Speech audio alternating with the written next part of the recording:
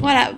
Rebonjour, donc nous revoilà en live. Je vous remercie, voilà, en tout cas d'avoir rechargé votre page sur le salonprofessionnel.com cet après-midi. Je pense que là tout fonctionne. Vous êtes de nouveau présent parmi nous. Et donc je vous présente Gilles Garrick. Bonjour Gilles, vous allez bien? Bonjour, ça va, merci. Voilà, donc vous allez nous parler de la présentation des spécialités et des statuts en ce qui concerne l'armée de l'air et de l'espace. Surtout en ce moment, il y a une actualité sur l'espace, ça peut faire rêver aussi un petit peu. Donc je ne sais Tout à pas fait. si vous allez nous en parler. On sera aussi ravis de vous retrouver le 28 septembre en présentiel sur le salon qui va se dérouler à l'hôtel de Ville de Lyon, en tout cas. Donc là, je vais vous laisser vous présenter. S'il y a des questions, je vous les présente à la fin de votre présentation, de votre workshop. Ça vous convient? Ça marche, parfait. Je vous remercie. À tout de suite. À tout de suite, merci. Eh bien, bonjour à tous. Du coup, c'est pas l'adjudant Garrick, c'est l'adjudant Chevesville. C'est pas grave, il n'y a pas de souci, on s'est échangé les rôles, il n'y a pas de problème. Je suis du coup recruteur pour l'armée de l'air et de l'espace, et effectivement. Ça fait 1 an que j'occupe cette mission. Avant, j'étais mécanicien armement sur avion de chasse. Donc voilà, je vais essayer de vous faire un exposé assez rapide sur l'armée de l'air, les profils que l'on recherche, les statuts pour entrer chez nous, les choses comme ça. Dans un premier temps, déjà, l'armée de l'air et ses missions. L'armée de l'air a 3 missions. Une mission permanente de sûreté aérienne, c'est-à-dire que l'armée de l'air va participer au contrôle de tout l'espace aérien français. C'est-à-dire qu'il y a plus de 12 000 avions qui passent par jour en dessous du sol français. L'armée de l'air a une partie prépondérante là-dedans pour vérifier qu'il n'y ait pas d'avions, entre guillemets, ennemis, voilà, pas de danger potentiel en tout cas pour les personnes, les citoyens français. L'autre mission principale de l'armée de l'air, c'est la mission de dissuasion nucléaire. Dissuasion nucléaire, la France est dotée de l'armement nucléaire et l'armée de l'air ainsi que la marine nationale participent à cette dissuasion. On a aussi maintenant de la surveillance spatiale. C'est pour ça qu'on s'appelle l'armée de l'air et de l'espace. Avant, chaque armée avait ses propres satellites et chacun gérait un peu ses satellites. Maintenant, l'armée de l'air a récupéré toutes ses compétences. Donc, c'est aussi bien des satellites pour le renseignement, pour les communications, pour les radios, choses comme ça. Voilà. Où est-ce que vous pouvez nous rencontrer généralement sur le sol français? On participe aussi à l'exercice, enfin pas l'exercice, plutôt à la mission Sentinelle. C'est anciennement la mission Vigipirate. Donc voilà, vous pouvez des fois nous croiser, là en tout cas l'armée de l'air, dans tout ce qui est aéroport et parfois dans les grands centres-villes, mais c'est un peu plus rare. Les missions extérieures, l'armée de l'air est bien sûr projetée en mission extérieure, hein, comme les autres armées. En ce moment, il y a 2 missions principales qui sont dans le G5 Sahel, voilà, en Afrique, ou alors au Levant, tout ce qui est Irak et Syrie. Donc on nous retrouve un petit peu là-bas en ce moment. En chiffres, rapidement, l'armée de l'air, ce qui va vous intéresser un peu plus, c'est 25% de féminines chez nous. On est l'armée la plus féminisée. Donc voilà, 25% de femmes, on retrouve vraiment des femmes à tout poste et à tout niveau dans les armées, que ce soit pilote, dans le renseignement, dans le secrétariat, dans la mécanique avion aussi, pompiers, commandos, voilà, on retrouve vraiment des féminines de partout et ça a tendance à augmenter au fur et à mesure, ce qui n'est pas plus mal. Dans les armées en général, pas que l'armée de l'air, on va aussi retrouver aucune différence. Il y aura du moins aucune différence dans tout ce qui est rémunération. Voilà. Par rapport aux civils, de temps en temps, il y a quelques différences. Dans l'armée de l'air, on est rémunéré par rapport au grade et au statut. Donc, aucune différence là-dessus entre hommes et femmes. On est implanté un peu partout en France. C'est-à-dire qu'on couvre l'espace français dans sa grande largeur. Ça va aussi bien de la Bretagne jusqu'à Nice et de l'autre côté de Nancy jusqu'à Bordeaux. Le recrutement des armées. Maintenant, les conditions pour rentrer chez nous. Il faut être de nationalité française. Il faut avoir entre 17 et 30 ans. Je sais que la plupart d'entre vous nous poussent en reconversion professionnelle. Peut-être que certains d'entre vous ont dépassé les 30 ans et j'en suis désolé. C'est pas moi qui choisis, voilà, mais c'est une clause pour entrer chez nous. Il faut avoir moins de 30 ans au moment de la signature. Il faut jouir de ses droits civiques, c'est-à-dire pas avoir de condamnation grave en tout cas. Être en règle par rapport à la JDC ou JAPD, suivant l'époque à laquelle vous l'avez passé. Voilà, maintenant c'est une petite formalité, ça dure une journée. On vous parle et on vous présente les armées. Et savoir nager. Voilà, c'est une des conditions. Ne me demandez pas pourquoi. Voilà, il faut savoir nager. Comment se passe le processus de sélection pour entrer chez nous? Il faut venir d'abord nous rencontrer déjà pour qu'on dégrossisse un peu votre projet professionnel et vos attentes. Voir déjà si ça colle par rapport à ce que vous attendez et puis à ce que nous aussi on attend. Et après tout ça, vous allez être convoqué pour des jours de test. Ces jours de test, vous allez les effectuer à Lyon. Tout le quart sud-est se passe à Lyon pour ce qui est le recrutement. Vous allez subir une visite médicale tout d'abord pour voir si vous êtes apte à servir dans les armées. Voilà, voir qu'il n'y ait pas de gros soucis, pas de problème de santé. Voilà, ça, c'est le médecin qui verra ça avec vous. Ensuite, vous allez faire des tests psychotechniques sur ordinateur. c'est ni plus ni moins assimilé. Ensuite, bien sûr, des tests sportifs. Voilà, le militaire, nous sommes militaires avant tout. Même si on a derrière une spécialité, nous sommes militaires. Donc, nous faisons du sport et nous sommes évalués chaque année sur le sport. Ensuite, un entretien de motivation ou d'évaluation. Voilà, comme dans toute entreprise, quand vous allez vous présenter, on va juger votre motivation et votre envie à rentrer chez nous et savoir pourquoi vous êtes venu jusqu'à nous. Et sur certaines spécialités, il y aura des épreuves spécifiques complémentaires. J'en parlerai ça si on est amené à se revoir. À savoir que pendant ces 3 jours d'évaluation, bien sûr, vous allez être aussi évalué sur votre comportement. Voilà, il y aura toujours quelqu'un qui va regarder, savoir si vous adaptez au groupe et si la vie en collectivité vous correspond. Les avantages maintenant de venir chez nous, entre guillemets, c'est que c'est un recrutement déjà sans expérience préalable. C'est-à-dire que nous, suivant les postes pour lesquels vous postulez, vous venez, pour la plupart, en tout cas, je vais prendre cet exemple, avec un bac et derrière, on se charge de tout. C'est-à-dire que quelqu'un qui vient avec un bac, je sais pas, un bac pro hôtellerie, par exemple, si demain il me dit qu'il veut faire de la mécanique avion, et derrière, on va le former de A à Z sur la mécanique avion. Donc voilà, derrière, c'est une formation qualifiante, pas diplômante, mais qualifiante. Donc, on va vous former vraiment à un métier. La formation, du coup, est rémunérée de A à Z, c'est-à-dire que du moment où vous allez signer votre contrat d'engagement pour entrer en école, vous allez déjà être rémunéré. En école, vous allez être sous forme d'internat, donc nourri, logé et rémunéré.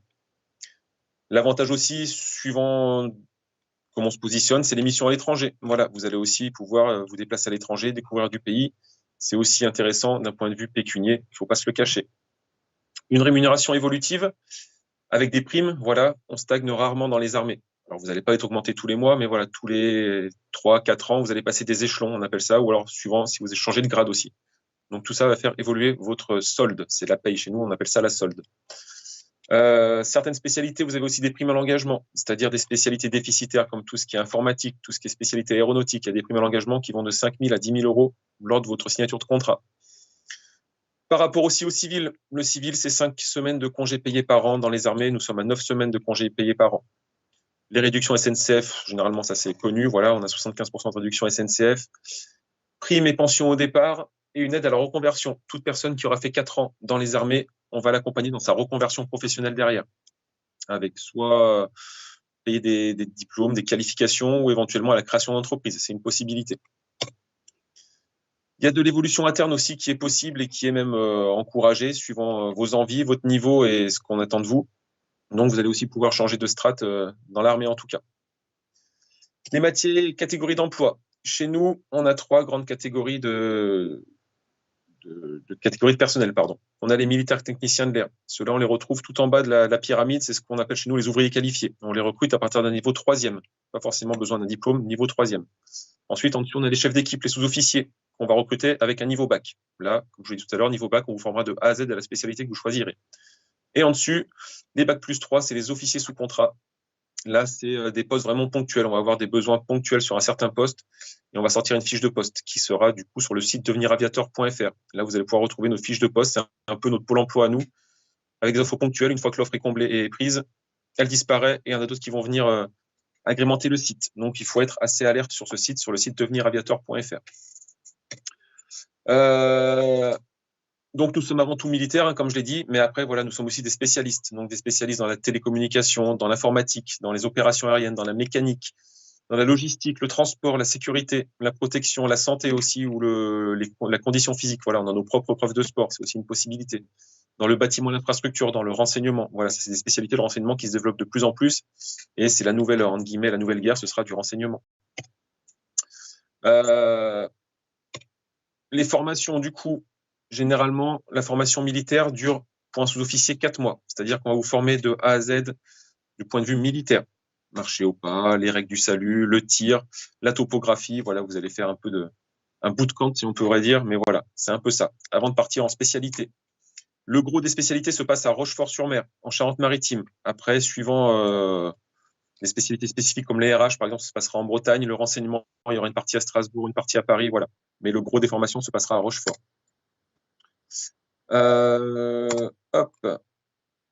Mesdames aussi, comme je vous l'ai dit, on retrouve beaucoup de femmes pilotes chez nous. C'est une possibilité. Avec simplement le bac, vous pouvez postuler pilote. C'est un appel d'offres, le bac, dire simplement bac pour devenir pilote. Après, derrière, ce qu'on recherche chez nous, c'est si vous avez une petite expérience aéronautique, si vous avez passé le BIA, par exemple, si vous avez passé le PPL, c'est le brevet de pilotage civil. Tout ça, ça va venir un peu agrémenter et faciliter les tests que vous aurez à subir pour devenir pilote. Pour devenir pilote, chez nous, c'est 4 jours de test. 4 jours de test qui se passent à Tours. Chaque demi-journée ou chaque journée est éliminatoire. Donc, vous pouvez très bien arriver le premier jour et repartir à midi. C'est des tests qui vont s'axer surtout sur votre ressenti par rapport à des mises en situation par rapport à un avion. Voilà. Il y aura des tests par rapport au palonnier, par rapport aux manches, de la culture générale sur l'aéronautique. Voilà, on va pas chercher forcément des gens qui savent déjà piloter ou qui ont appris. On va surtout chercher de l'inné. Voilà. Après, certes, si vous avez déjà volé un petit peu, ça vous aide forcément.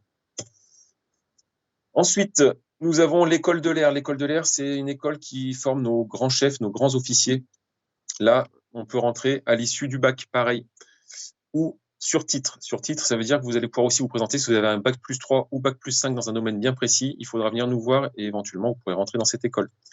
L'âge limite, par contre, du coup, ça descend à 25 ans pour les rentrées sur titre. Donc voilà, il ne faut pas trop traîner non plus pour certaines.